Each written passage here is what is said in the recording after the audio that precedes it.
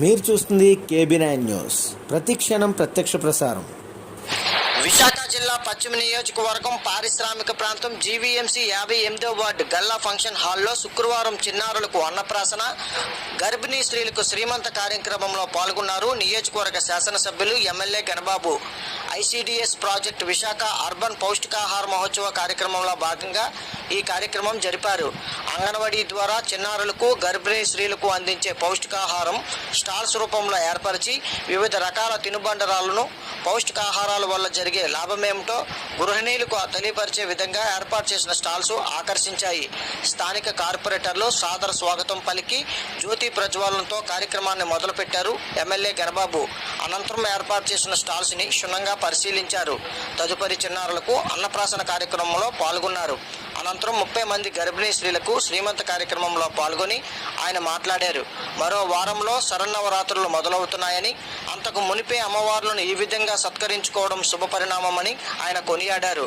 కార్యక్రమంలో ICDS CDPO కుమారి, additional CDPO, సూపర్వైజర్లు, anganwadi టీచర్లు, TDP నాయకులు తదితరులు పాల్గొన్నారు.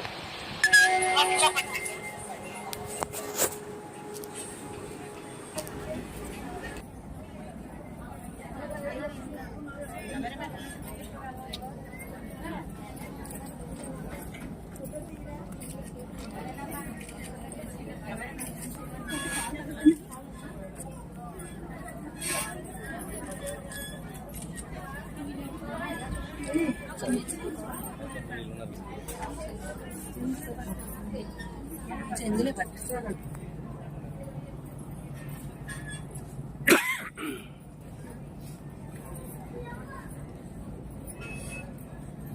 అది సార్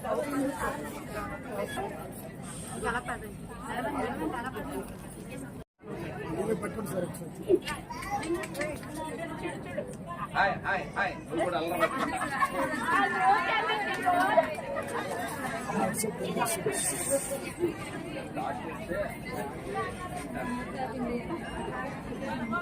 Okay, very good.